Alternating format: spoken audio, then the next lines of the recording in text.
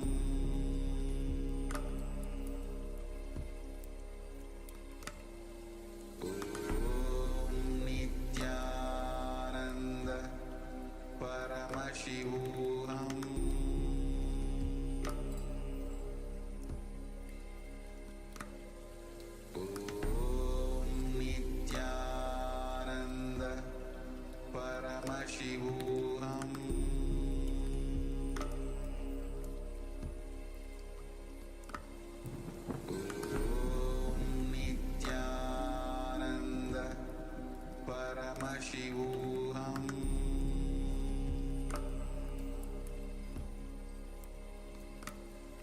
Om Nithyananda Paramashivoham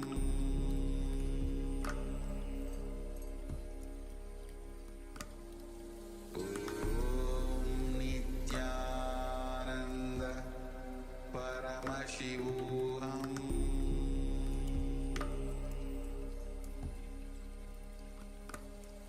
Om Nithyananda Paramashivoham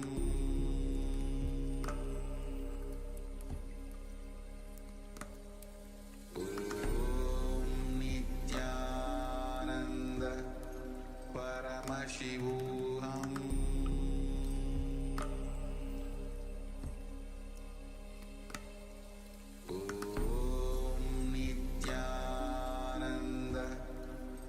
Paramashivoham Om Nithyananda Paramashivoham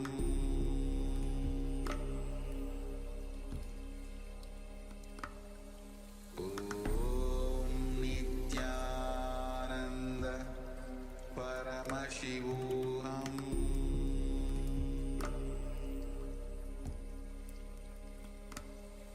Om Nithyananda Paramashivoham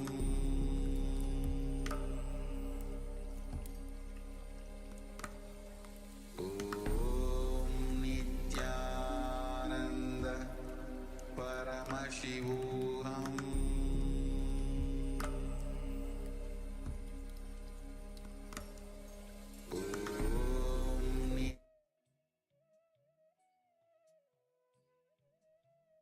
Yes, now slowly relax from the power manifestation. Let us now begin the verification process.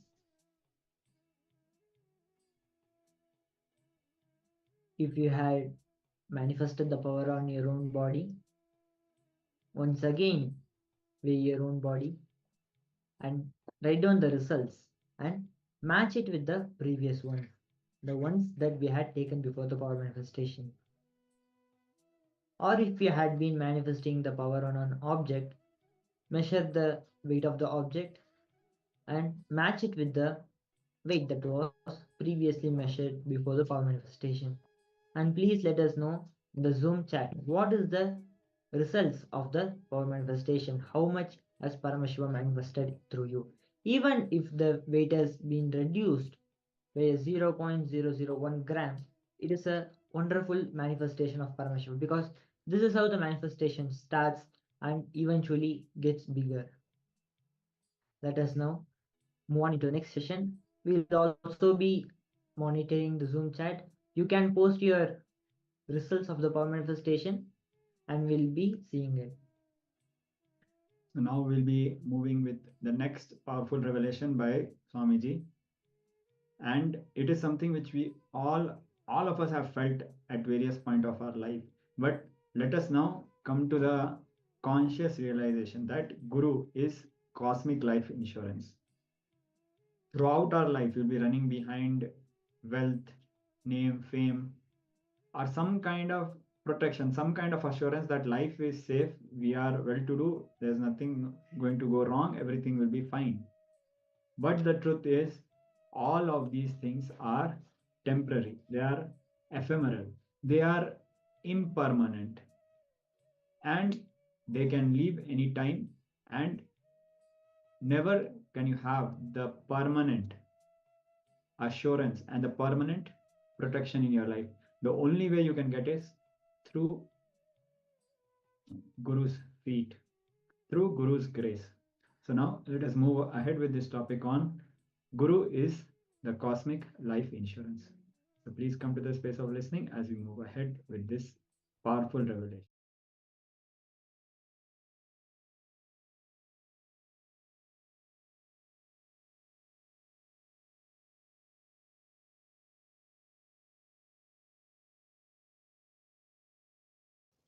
See Krishna's personality.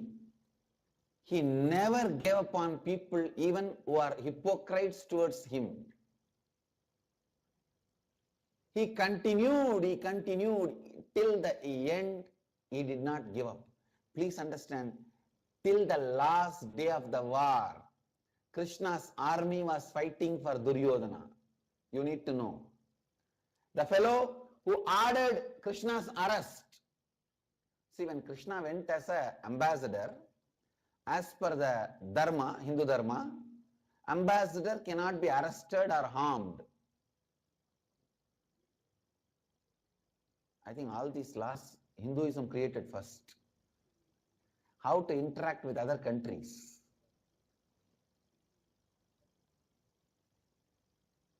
But he crossed that law, ordered the arrest of Krishna. Krishna saved himself through his power, that is secondary.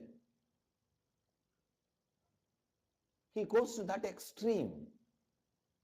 But even to Duryodhana, Krishna doesn't say no. When Duryodhana comes to Krishna for help before the war, actually this Duryodhana coming to Krishna for help happens after Duryodhana orders Krishna's arrest and Krishna saves himself. Even the multi-layered people, the hypocrites who behave one way here, one way there, one way there, even the multi-layered people, Krishna did not give up. That is why I am saying he is Purnavatar.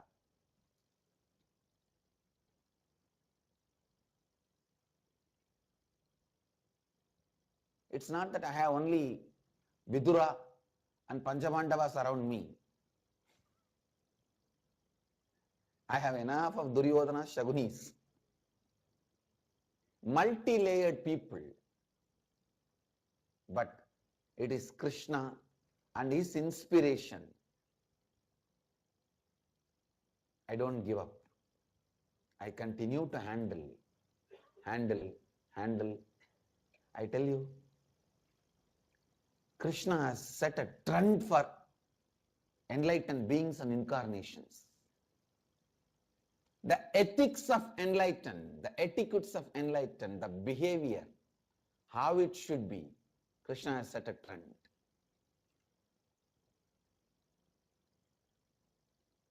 How an enlightened being should behave,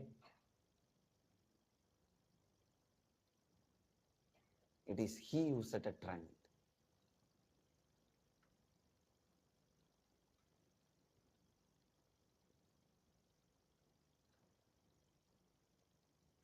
He did not say no to Duryodhana,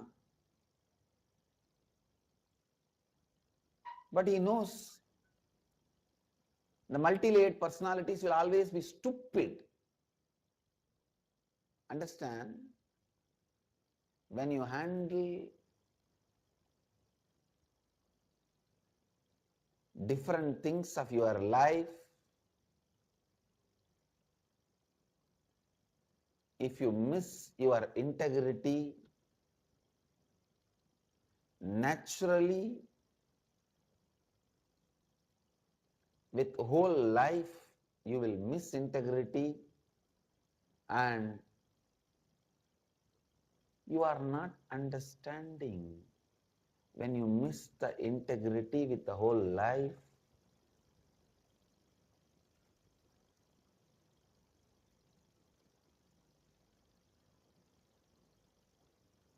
you will desire stupid things. Understand? The worst curse given to a human being is having desire towards stupid things. You don't need to destroy somebody. If you make him and have desire towards stupid things, that's enough. He's destroyed. If somebody likes stupid things, you don't need to destroy him at all. His desire towards stupidity will destroy him. Please listen. When you are not integrated with the life, the curse life gives you is, it makes you like stupid things in the life. I tell you,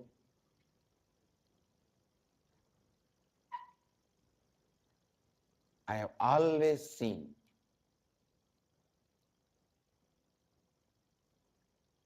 when you start being disintegrated to life, you may think you are successful. No. You will start liking stupid things, which will bring your destruction. See,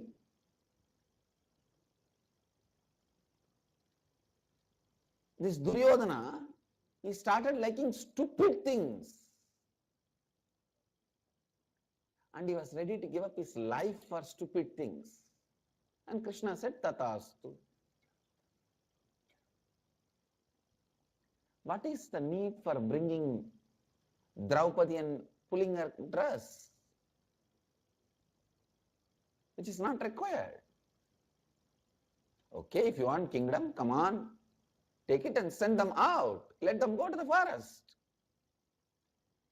It is actually Draupadi's Vastravaharana. That incompletion only made the whole war. Otherwise, the war would not have happened.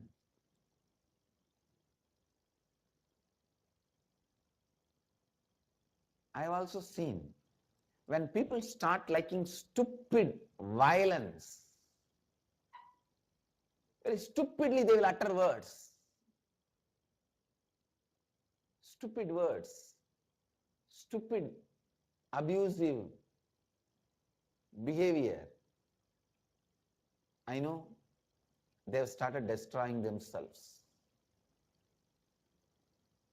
But unfortunately, no teaching of Krishna, Duryodhana was ready to listen, or Duschadana was ready to listen. When you started liking stupidity, the master's words don't enter into you. That's our problem. Worst thing can happen to a human being is liking stupid things. Worst thing can happen to a disciple is master not able to tell what he wants to tell directly to you.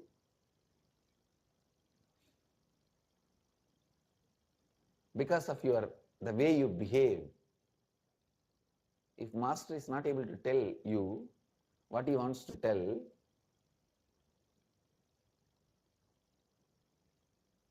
then no one can save you, no one can protect you. Master is cosmic life insurance, understand? Master is cosmic life insurance.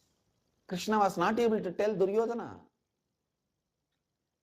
because the way he behaved with Bhishma's advice, I tell you,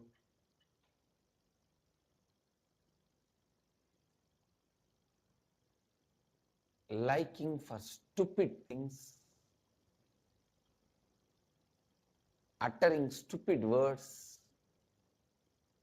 behaving in a stupid way is a self-destructive component of you. It's like a cancer. Nobody else is needed to kill you, destroy you. Nobody else is needed to destroy you. Krishna, the most powerful incarnation, the most complete incarnation, the Purna Avatara, he did not give up on even Shaguni. Can you understand? Embodiment of stupidity. Sahuni. He did not give up on him. Hero is a person, whether you, I tell you, Krishna is the greatest hero happened on the planet Earth. People of his time either liked him or hated him but can't avoid him. Liked him or hated him but can't avoid him. What an amazing personality. When I try to enter into Krishna's personality and explain, I feel like I am standing in front of Himalayas.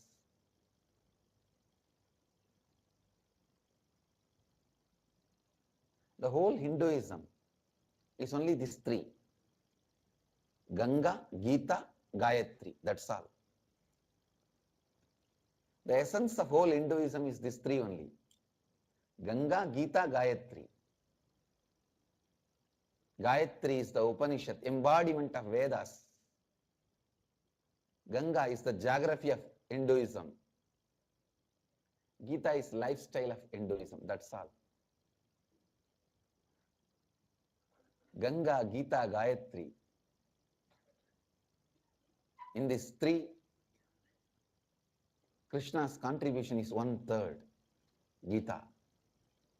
But lifestyle itself is not just 1/3 of us. It is 99% of us. 99% of us.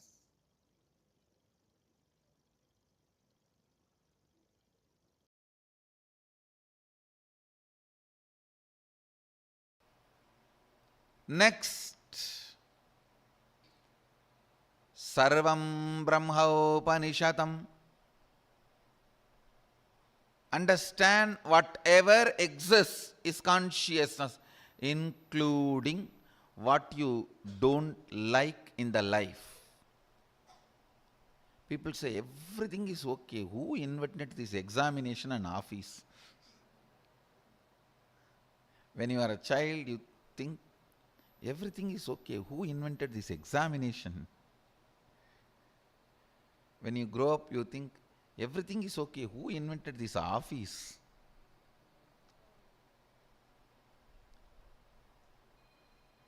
Even the things you feel you don't like, not part of you. Remember, Sarvam Brahmaupanishatam. Everything is consciousness. Means you made everything in your life. You made everything in your life. Understand?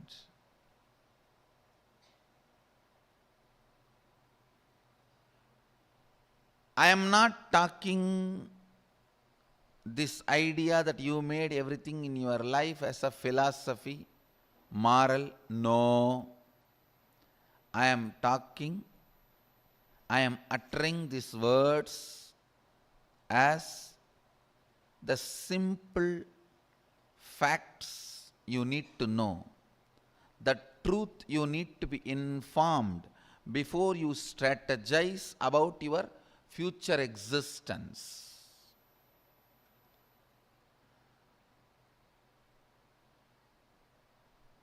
Life is all about strategizing for future existence. You exist to strategize for your future existence. For the right strategy to happen in you, you need to be informed of these basic truths. Sarvam Brahmopanishatam. Everything exists is consciousness.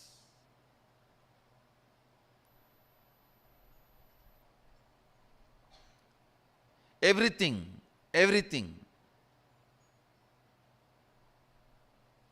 exists is consciousness. I still remember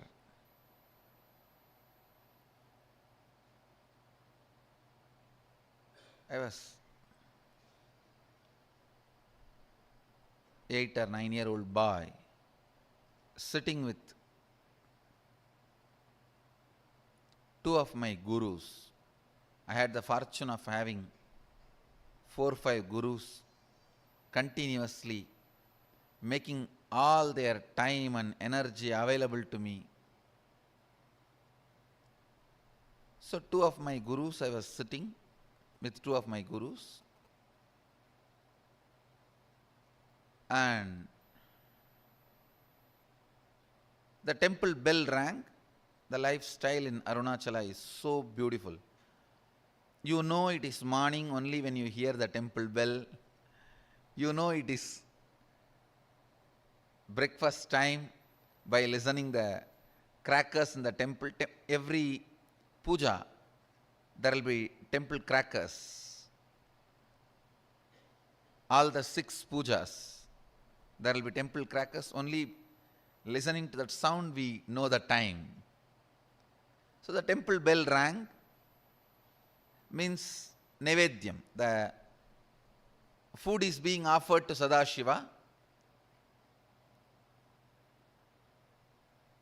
Both my gurus immediately looked at me and said, go and bring the prasadam. After the Nevedyam is done, it will be given to all the devotees. It will be shared with all the devotees. They both were sitting in one corner and asked me, go and bring. I went to the place where they distribute the prasadam and waited. Puja was over. The rituals got completed and they started serving.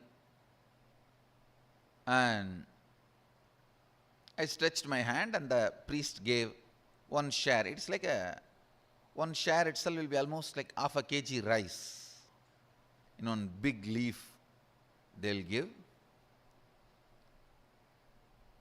And then the pujari was telling, hey, the pujari saw before going to the puja that I was sitting with both my gurus, and the pujari is very greatly devoted, highly devoted to both the gurus. So the pujari saw and told me, hey, take 2 more for them also. They are sitting.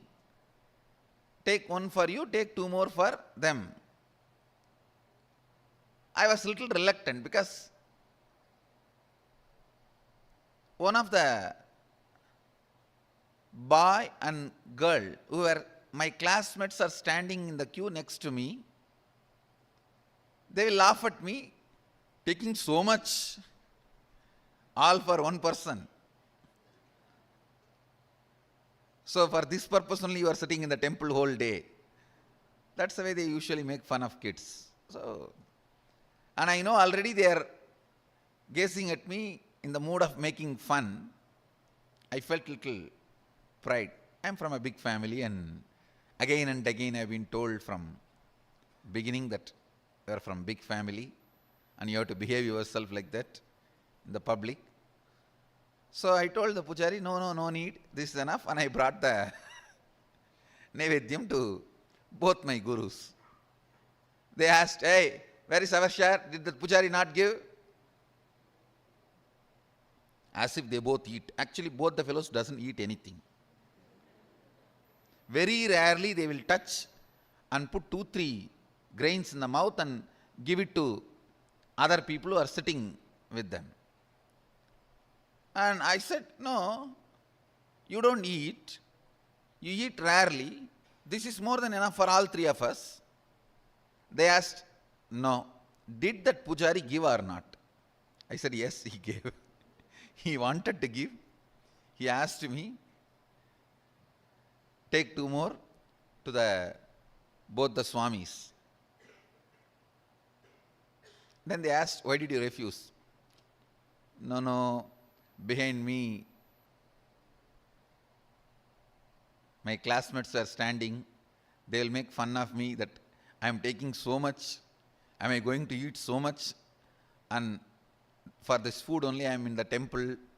They will tease me. I don't want to get teased by them, so I brought only my portion. Till this moment they were very casual, laughing, smiling. Immediately I saw Kuppamal staring at my eyes and saying, go to their shop street and beg and bring the food. That's the word she uttered. They both own a shop. This means their father owns a shop. The same street where my father also owns a shop, and The whole street is literally ruled by my grandfather. He is the head of that whole association. So I always walk in that street with the pride. I'm a grandson of this guy, you know. And all the shop owners are either family or friends. So any shop we enter and eat anything, whether it is jaggery or dal or anything in any of the shops is free, and we'll directly go and sit. And in village actually we know literally everyone's name, and it's a different lifestyle. But in that same street I have to beg now. All will make fun. What happened to your grandfather and his wealth? They will ask all questions and they will tell my grandfather. That is the next problem. That your grandson is begging in the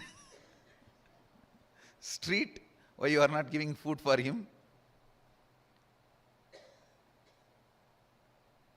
Of course, one good thing I had, I think this is the greatest boon Sadashiva gave, just obeying the Guru Vak. I think that's the greatest wealth I brought with me, I tell you. The future may think, future may describe various things as my main contribution. Some may say my Gurukul is my contribution, and some may say the science of manifesting powers is my great contribution. Some may say science of enlightenment is my great contribution. But I tell you, the greatest thing I brought, which was useful for me, is surrender to the Guru Vak.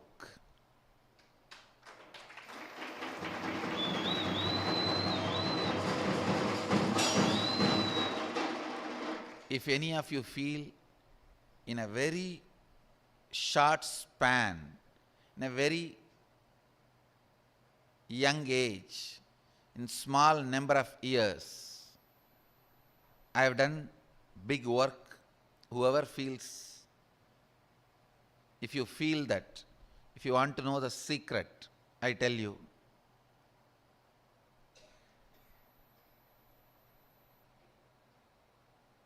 complete surrender to the Guru Vak, to the letter and spirit, that reduced lot of time wastage. The moment my Guru said, go and beg the same street, in the same shop and bring food, I know now it is a serious. It's not casual. It's not fun anymore. It means I have done something out of my pattern or out of the context which my masters are correcting. I tell you, I stood up, straight went to that street, begged, and brought whatever I got. Naturally, all friends, family, they all gave so many things. I have to take a small pulling cart. In villages, there will not be rickshaw, the hand-pulled cart. So I have to hire a small hand-pulled cart to bring all the items I got as bhiksha to my Guru. So I hired a small vehicle and brought the whole thing and put it at the feet of both the Gurus, and I realized, understand, that was one of the greatest realization I had.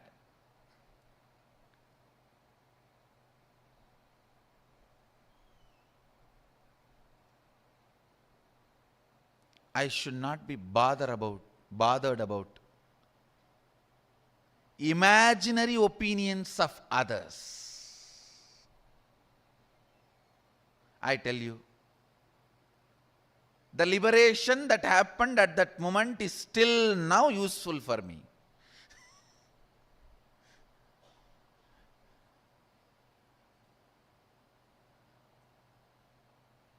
Next day, I had a chance to talk to both my friends.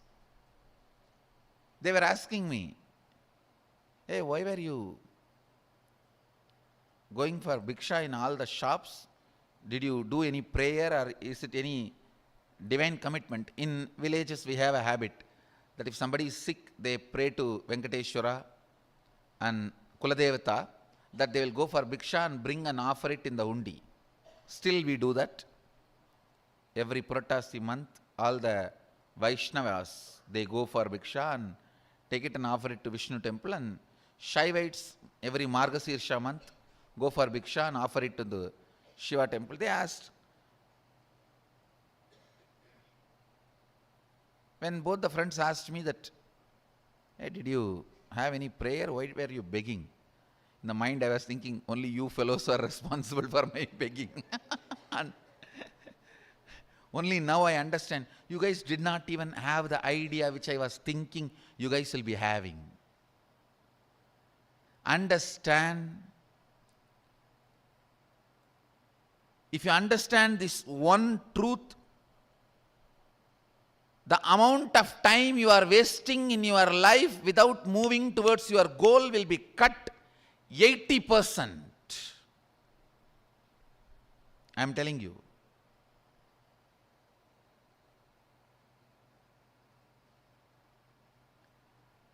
My idea that this is what they will be thinking, even though they are not thinking, and even if they are thinking, that should not be postponing or pushing my decisions and my actions, but imagining this is what they will be thinking and not doing what I am supposed to do. Please understand, this is one of the most powerful, sickening patterns in which all of us are stuck. Sickening pattern. Yes, if I worked on completion, I myself would have got out of that pattern, but when I am 50, fortunately, I had that implicit surrender to Guru Vak. It only took 50 minutes for me to get out.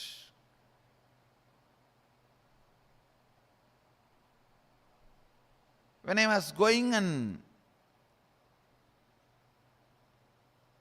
doing bhiksha, I just know the pattern. There is some pattern. That is the reason. Some reason. Something is not right in me. That is the reason I did not take that prasad and just come and came back.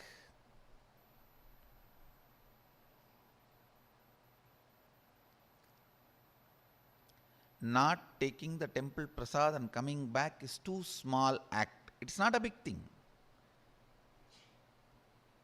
And if they just shout from where they are sitting, the priest himself will bring and give it. Because it was only audible distance. They were sitting inside the temple only. They could have shouted, hey, get the Nivedyam, and he would have came and given. The act is too small, but they know the reason is too bad. That pattern cannot be allowed to live in me. Guru is the most sweetest being who sacrifices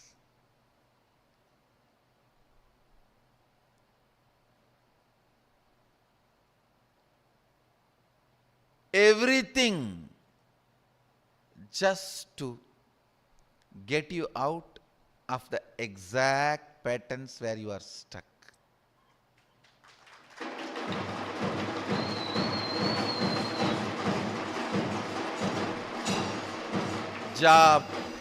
job of Sadashiva, first and foremost job of Sadashiva, when he assumes the human body, he sacrifices, he is Tyaga Raja, he sacrifices anything and everything just to get the disciple out of his pattern. Just to get the disciples out of their pattern.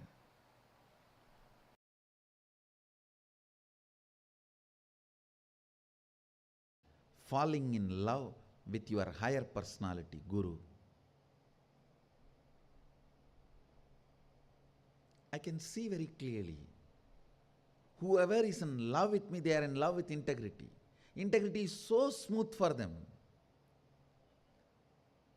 When there is no love, you use every methodology to either believe integrity is not possible or cheat that you are already integrated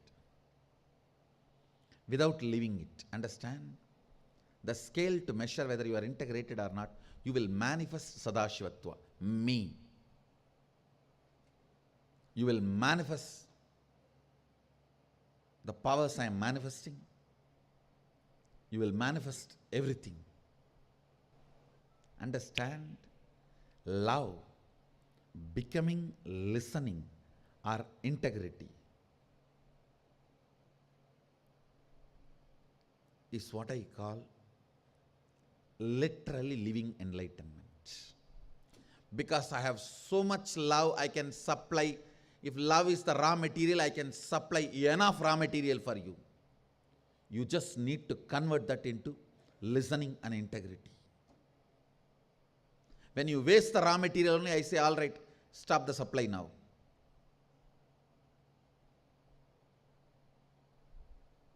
If you convert my love into listening and integrity, I'll give you unending supply because I'm ocean. When I fell in love with Arunagiri Yogeshwara, the first thing happened is integrity to him. Means the space of listening. Space of listening and integrity is one and the same. I decided to listen to him with my whole being. I decided to be integrated to him with my whole being.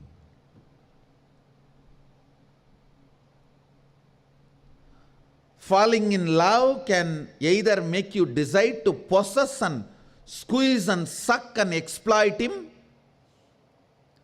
or it can make you decide to be integrated and listen to him. Both can be done. Both can happen. That will only decide whether you are going to be Rudraganya or court dancer. Whether you are going to be a chaste woman or a prostitute. Chaste woman, when she falls in love, decides to be listening and integrated. A prostitute only plans to exploit, suck and possess and fleece. Whether it's money or power or whatever.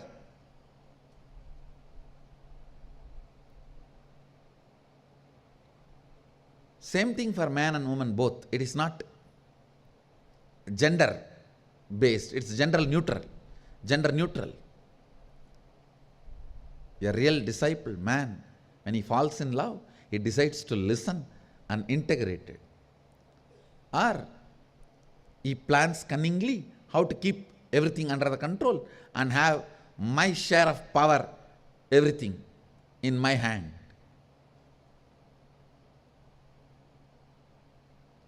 When I fell in love with Arunagiri Yogeshwara, I decided to listen and be integrated. How to prove I am in love with him? He is not missing anything that I can add. The only way I can prove that I am in love with him is my integrity to him. That's the only way I can prove I am in love with him. What he does not have, I can give and show that I am in love with him. He brings 9 planets and puts it in front of me and he's teaching. I asked him, what are you doing? If people look up, sun will not be there.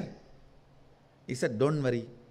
Till you finish your session, class, படிடா. நீ படிக்கிற வரைக்கும் எவனும் மேலே பார்க்க மாட்டான்டா. Means learn, till you finish learning, nobody will look up. Look here.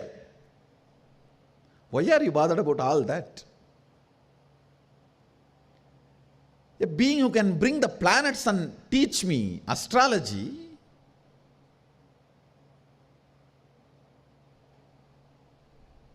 what can I give him? My integrity is the only gift, or my integrity is the only way I can say I love you. The only way I can tell him I'm in love with you is just being integrated to him.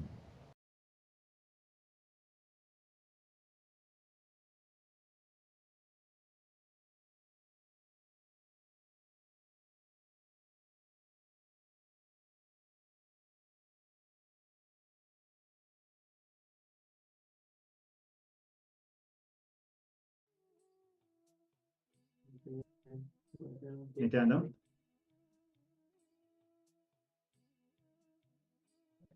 Nithyananda, we welcome back all the participants. So now we are going to move ahead with the most awaited part of Paramashivoham. We are going to move ahead with darshan preparation. So I'm sure all the participants are very eagerly and with excitement waiting for the darshan of Swamiji, the darshan of the Supreme Pontiff of Hinduism. So now we will be moving ahead with darshan preparation. So please come to the space of listening, gratitude and devotion to receive Swamiji.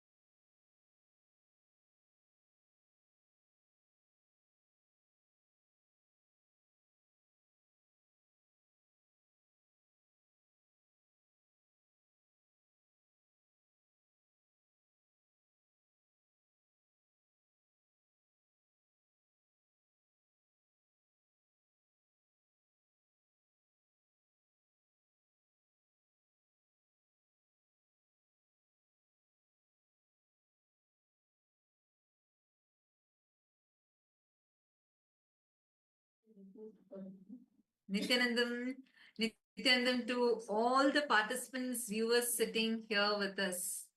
Nithyanandam to each and every single one of you. Today, all of a very special. Yes, Nithyanandam. Wow, so nice to see all of you here. Ma Vanme, Nithyanandam, Ma Virupaksha, Ma Jnanapradaini, Ma Anandeshwari Nithyanandam, Ma Teresa, Ma Irene Lemos, Nithyanandam, Ma Jnana Vijnana Priya. Wow, so nice to see all of you here. Wonderful. Now I have a very exciting news to share with all of you. Today, Swamiji is going to be coming live and gracing all of us with a very special Keshavarthamurti Darshan. And today you have a unique boon, a boon where you are able to experience liberation from any wealth obstacle. Listen carefully, any obstacle related to wealth manifestation that you may be having today.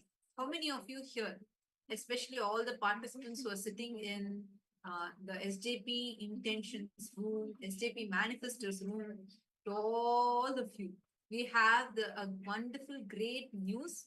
Really, just sitting here today, you are going to see by having Swamiji's darshan how.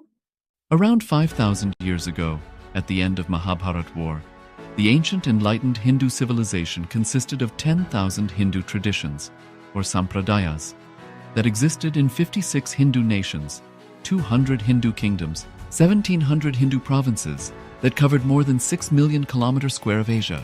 The Supreme Pontiff of Hinduism, SPH, Bhagavan Sri Nithyananda Paramashivoham, is the reviver of KAILASA, this ancient enlightened Hindu civilizational nation. KAILASA is an unbroken cultural, religious, historical, civilizational, and sovereign continuation and revival of multiple of these historical Hindu sovereign states and Hindu ecclesiastical entities. The unbroken continuity of these ancient Hindu nations through KAILASA results in the legal recognition of KAILASA as per the international customary law, particularly the doctrine of continuity. The international law, the doctrine of continuity, implies that upheavals and revolutions within a country, changes in government, territorial adjustments, measures taken during military occupation, or other internal transformations do not negate the existence of the country, do not affect the legal personality and international obligations of the country or state. The Vienna Convention on Succession of States in respect of treaties, 1978, addresses these principles of the doctrine of continuity as it outlines international law during situation of state succession or continuation. International law recognizes a state's legal personality by recognizing its identity. This perspective extends even during the period when the given state or country is annexed or occupied by a foreign power. Even in such cases, the legal personality of the state is considered to persist, enabling its subsequent re-establishment.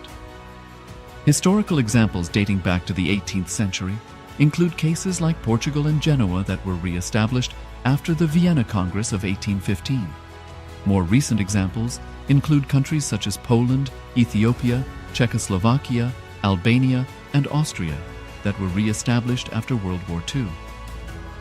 Even when a nation is deprived of its territory, the nation continues to exist.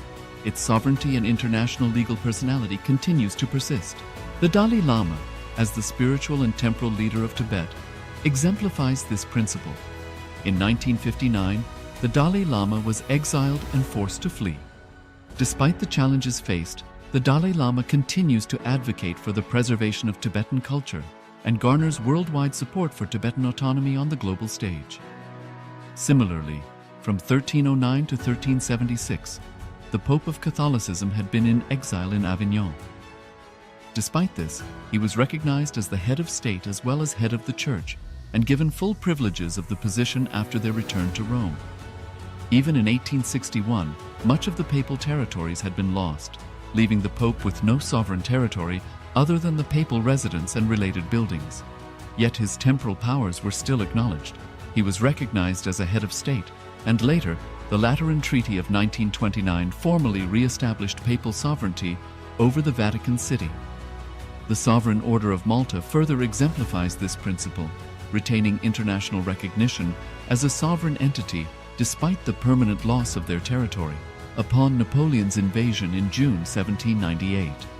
Despite such permanent loss of territory, the sovereignty and the international legal personality of the Sovereign Order of Malta continue to persist. Much later in 1894, the order settled in Rome and acquired two properties, the Magistral Palace and the Magistral Villa that received extraterritorial status. Today, the order maintains diplomatic relations with 112 countries, issues its own diplomatic passports, currency, stamps, and vehicle registration plates, and has been granted observer status in the United Nations. All these examples of state re-establishment illustrate the principle of continuity of states, as per international law, that a state's legal personality persists over time. A nation continues to exist even after a complete loss of territory.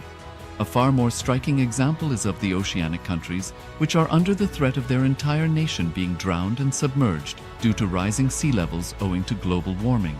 In response to such existential threat of climate change, Pacific Island nations, including Tuvalu, have enacted constitutional amendments and made international declarations affirming that their nation and their sovereign rights will continue to persist, despite their entire territory being lost to the sea. This proactive stance is highlighted in the Constitution of Tuvalu Act 2023 and the Pacific Islands Forum Declaration of 2021. The Supreme Pontiff of Hinduism, Bhagavan Sri Nithyananda Paramashivoham, through the line of succession is the present 203rd Emperor of the Hindu Sovereign Kingdom of Surangi Samrajya. He was crowned on the 31st of December 2004 at the age of 26. Thus, by very same principles of the doctrine of continuity, through which the international legal personality of Portugal, Genoa, Poland, Ethiopia, Czechoslovakia, Albania, Austria, Vatican, Tibet, Sovereign Order of Malta, and several other nations has been recognized despite having undergone a period of exile, annexation, occupation by a foreign power, or despite loss of territory. The SPH Nithyananda Paramashivoham, through well-established legal and historical facts about the Hindu sovereign state of the Surangi Samrajyam, derives all sovereign rights and powers of the royal lineage of the Surangi Samrajyam as its 203rd sovereign emperor, from his inheritance and continuation of the unbroken succession of the kingdom of Surya Vamsa Surangi Samrajyam Sarvanapitha. Surya Vamsa Surangi Samrajyam, through unification with 20 other sovereign Hindu states and sovereign ecclesiastical, historical entities, became part of the United States of KAILASA, which thus became a sovereign, independent juridical state, with the SPH Nithyananda Paramashivoham as the sovereign. Just as how the oceanic nations like Tuvalu have safeguarded their sovereignty from the existential threat of total submersion by amending their constitution and asserting that their sovereignty will persist regardless of the loss of their territory, KAILASA, which is a sovereign continuation of 21 sovereign Hindu states and sovereign ecclesiastical historical entities, is also reviving and continuing the Kumari Kandam Hindu nations that got submerged. As per the doctrine of continuity, these facts imply that the Kailasa's statehood is recognized by international law and manifests as a natural outcome of well-established historical legal facts. Share your time, talent, and treasure. Become part of Kailasa. Sign up as an eCitizen https://kailasa.ecitizen.info.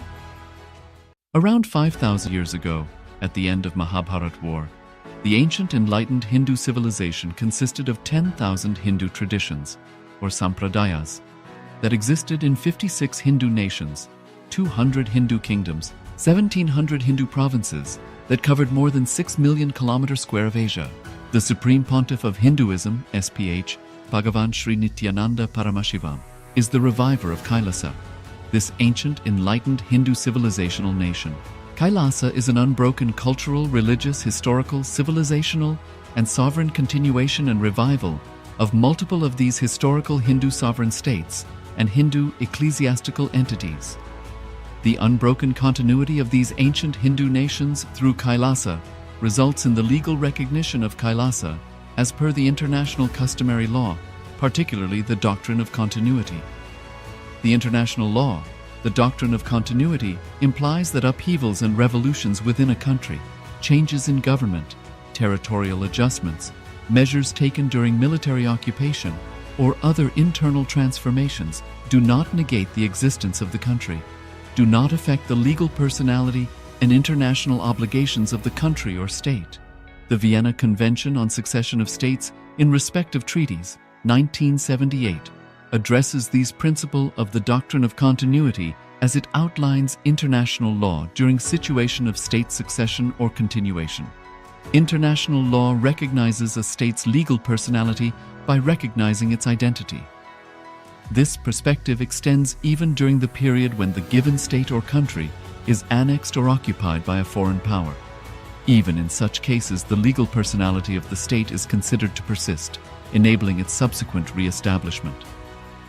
Historical examples dating back to the 18th century include cases like Portugal and Genoa that were re-established after the Vienna Congress of 1815.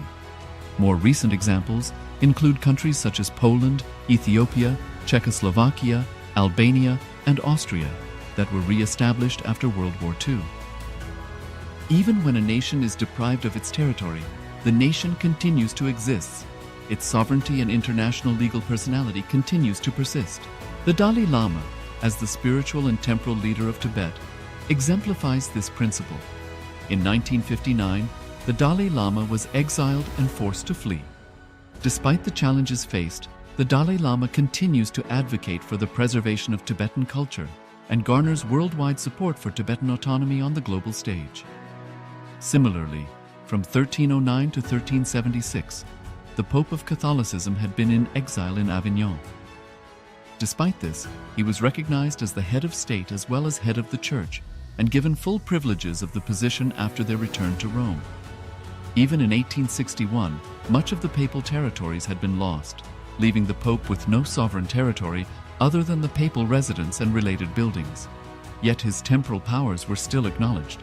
He was recognized as a head of state, and later, the Lateran Treaty of 1929 formally re-established papal sovereignty over the Vatican City. The Sovereign Order of Malta further exemplifies this principle, retaining international recognition as a sovereign entity despite the permanent loss of their territory upon Napoleon's invasion in June 1798. Despite such permanent loss of territory, the sovereignty and the international legal personality of the Sovereign Order of Malta continue to persist. Much later in 1894, the order settled in Rome and acquired two properties, the Magistral Palace and the Magistral Villa that received extraterritorial status. Today, the order maintains diplomatic relations with 112 countries, issues its own diplomatic passports, currency, stamps, and vehicle registration plates, and has been granted observer status in the United Nations. All these examples of state re-establishment illustrate the principle of continuity of states, as per international law, that a state's legal personality persists over time. A nation continues to exist even after a complete loss of territory. A far more striking example is of the oceanic countries, which are under the threat of their entire nation being drowned and submerged due to rising sea levels owing to global warming. In response to such existential threat of climate change, Pacific Island nations, including Tuvalu, have enacted constitutional amendments and made international declarations affirming that their nation and their sovereign rights will continue to persist, despite their entire territory being lost to the sea. This proactive stance is highlighted in the Constitution of Tuvalu Act 2023 and the Pacific Islands Forum Declaration of 2021. The Supreme Pontiff of Hinduism, Bhagavan Sri Nithyananda Paramashivoham, through the line of succession is the present 203rd Emperor of the Hindu Sovereign Kingdom of Surangi Samrajya. He was crowned on the 31st of December 2004 at the age of 26. Thus, by very same principles of the doctrine of continuity, through which the international legal personality of Portugal, Genoa, Poland, Ethiopia, Czechoslovakia, Albania, Austria, Vatican, Tibet, Sovereign Order of Malta, and several other nations has been recognized despite having undergone a period of exile, annexation, occupation by a foreign power, or despite loss of territory. The SPH Nithyananda Paramashivoham, through well-established legal and historical facts about the Hindu sovereign state of the Surangi Samrajyam, derives all sovereign rights and powers of the royal lineage of the Surangi Samrajyam as its 203rd sovereign emperor from his inheritance and continuation of the unbroken succession of the kingdom of Surya Vamsa Surangi Samrajyam Sarvanapitha. Surya Vamsa Surangi Samrajyam, through unification with 20 other sovereign Hindu states and sovereign ecclesiastical, historical entities, became part of the United States of KAILASA, which thus became a sovereign, independent juridical state, with the SPH Nithyananda Paramashivoham as the sovereign. Just as how the oceanic nations like Tuvalu have safeguarded their sovereignty from the existential threat of total submersion by amending their constitution and asserting that their sovereignty will persist regardless of the loss of their territory, KAILASA, which is a sovereign continuation of 21 sovereign Hindu states and sovereign ecclesiastical historical entities, is also reviving and continuing the Kumari Kandam Hindu nations that got submerged. As per the doctrine of continuity, these facts imply that the Kailasa's statehood is recognized by international law and manifests as a natural outcome of well-established historical legal facts. Share your time, talent, and treasure. Become part of KAILASA. Sign up as an eCitizen https://kailasa.ecitizen.info. Around 5,000 years ago, at the end of Mahabharat War, the ancient enlightened Hindu civilization consisted of 10,000 Hindu traditions, or sampradayas, that existed in 56 Hindu nations, 200 Hindu kingdoms, 1,700 Hindu provinces that covered more than 6 million kilometers square of Asia. The Supreme Pontiff of Hinduism, SPH, Bhagavan Sri Nithyananda Paramashivoham, is the reviver of KAILASA, this ancient enlightened Hindu civilizational nation. KAILASA is an unbroken cultural, religious, historical, civilizational, and sovereign continuation and revival of multiple of these historical Hindu sovereign states and Hindu ecclesiastical entities. The unbroken continuity of these ancient Hindu nations through KAILASA results in the legal recognition of KAILASA as per the international customary law, particularly the doctrine of continuity. The international law, the doctrine of continuity, implies that upheavals and revolutions within a country, changes in government, territorial adjustments, measures taken during military occupation, or other internal transformations do not negate the existence of the country, do not affect the legal personality and international obligations of the country or state. The Vienna Convention on Succession of States in Respect of Treaties, 1978, addresses these principles of the doctrine of continuity as it outlines international law during situation of state succession or continuation. International law recognizes a state's legal personality by recognizing its identity. This perspective extends even during the period when the given state or country is annexed or occupied by a foreign power. Even in such cases, the legal personality of the state is considered to persist, enabling its subsequent re-establishment. Historical examples dating back to the 18th century include cases like Portugal and Genoa that were re-established after the Vienna Congress of 1815. More recent examples include countries such as Poland, Ethiopia, Czechoslovakia, Albania, and Austria that were re-established after World War II. Even when a nation is deprived of its territory, the nation continues to exist. Its sovereignty and international legal personality continues to persist. The Dalai Lama, as the spiritual and temporal leader of Tibet, exemplifies this principle. In 1959, the Dalai Lama was exiled and forced to flee. Despite the challenges faced, the Dalai Lama continues to advocate for the preservation of Tibetan culture and garners worldwide support for Tibetan autonomy on the global stage. Similarly, from 1309 to 1376, the Pope of Catholicism had been in exile in Avignon. Despite this, he was recognized as the head of state as well as head of the church and given full privileges of the position after their return to Rome. Even in 1861, much of the papal territories had been lost, leaving the Pope with no sovereign territory other than the papal residence and related buildings. Yet his temporal powers were still acknowledged. He was recognized as a head of state, and later, the Lateran Treaty of 1929 formally re-established papal sovereignty over the Vatican City.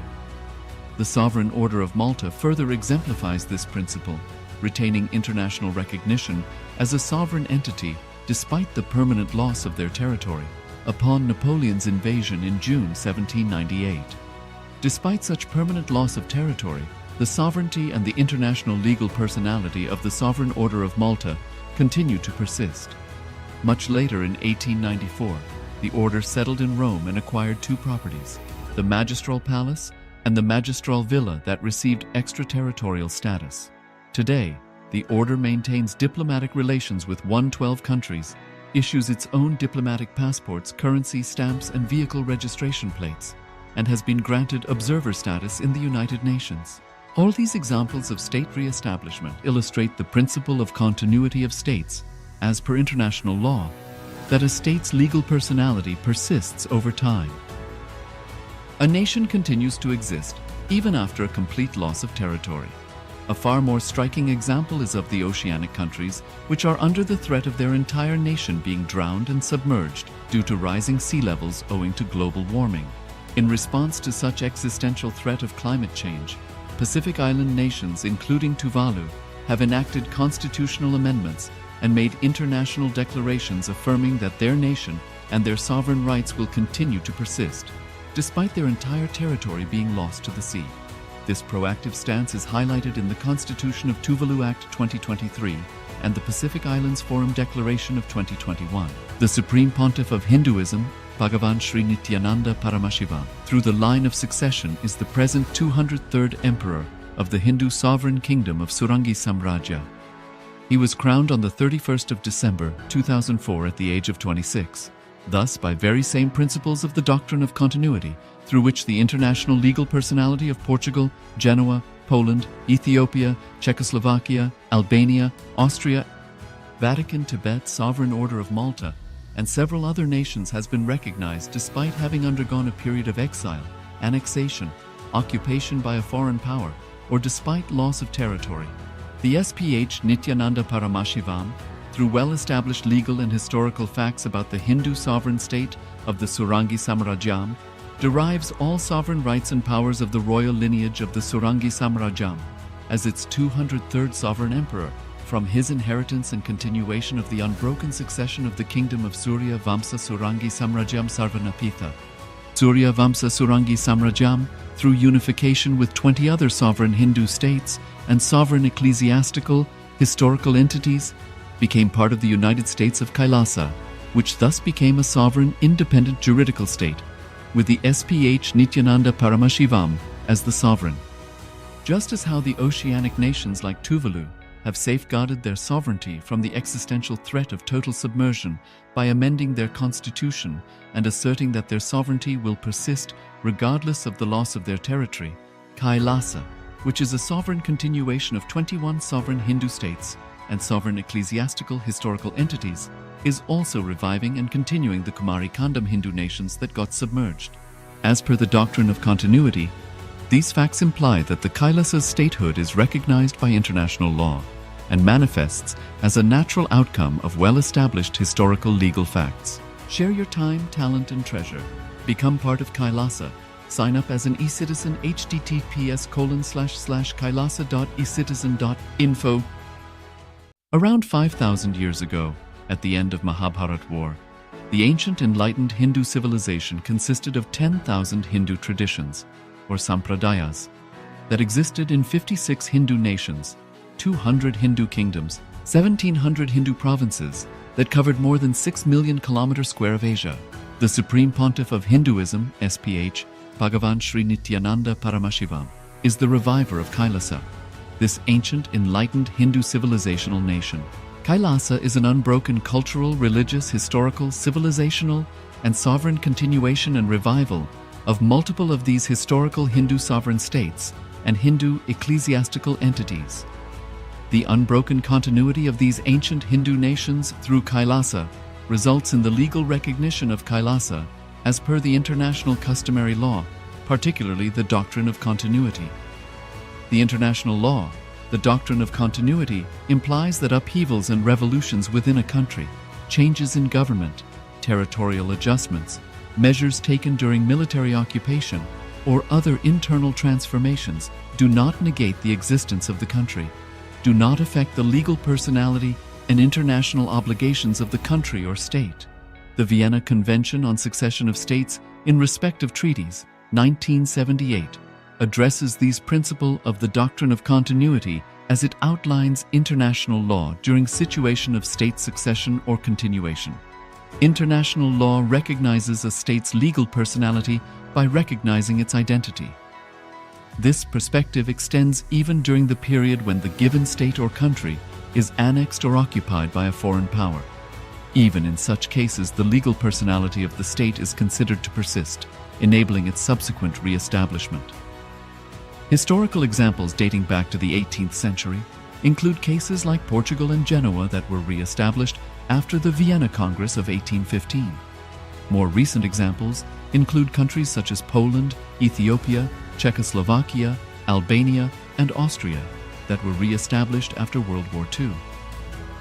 Even when a nation is deprived of its territory, the nation continues to exist. Its sovereignty and international legal personality continues to persist. The Dalai Lama, as the spiritual and temporal leader of Tibet, exemplifies this principle. In 1959, the Dalai Lama was exiled and forced to flee. Despite the challenges faced, the Dalai Lama continues to advocate for the preservation of Tibetan culture and garners worldwide support for Tibetan autonomy on the global stage. Similarly, from 1309 to 1376, the Pope of Catholicism had been in exile in Avignon. Despite this, he was recognized as the head of state as well as head of the church and given full privileges of the position after their return to Rome. Even in 1861, much of the papal territories had been lost, leaving the Pope with no sovereign territory other than the papal residence and related buildings. Yet his temporal powers were still acknowledged. He was recognized as a head of state, and later, the Lateran Treaty of 1929 formally re-established papal sovereignty over the Vatican City. The Sovereign Order of Malta further exemplifies this principle, retaining international recognition as a sovereign entity despite the permanent loss of their territory upon Napoleon's invasion in June 1798. Despite such permanent loss of territory, the sovereignty and the international legal personality of the Sovereign Order of Malta continue to persist. Much later in 1894, the order settled in Rome and acquired two properties, the Magistral Palace and the Magistral Villa that received extraterritorial status. Today, the order maintains diplomatic relations with 112 countries, issues its own diplomatic passports, currency stamps, and vehicle registration plates, and has been granted observer status in the United Nations. All these examples of state re-establishment illustrate the principle of continuity of states, as per international law, that a state's legal personality persists over time. A nation continues to exist even after a complete loss of territory. A far more striking example is of the oceanic countries, which are under the threat of their entire nation being drowned and submerged due to rising sea levels owing to global warming. In response to such existential threat of climate change, Pacific Island nations, including Tuvalu, have enacted constitutional amendments and made international declarations affirming that their nation and their sovereign rights will continue to persist, despite their entire territory being lost to the sea. This proactive stance is highlighted in the Constitution of Tuvalu Act 2023 and the Pacific Islands Forum Declaration of 2021. The Supreme Pontiff of Hinduism, Bhagavan Sri Nithyananda Paramashivoham, through the line of succession, is the present 203rd Emperor of the Hindu Sovereign Kingdom of Surangi Samrajya. He was crowned on the 31st of December 2004 at the age of 26. Thus, by very same principles of the doctrine of continuity, through which the international legal personality of Portugal, Genoa, Poland, Ethiopia, Czechoslovakia, Albania, Austria, Vatican, Tibet, Sovereign Order of Malta, and several other nations has been recognized despite having undergone a period of exile, annexation, occupation by a foreign power, or despite loss of territory.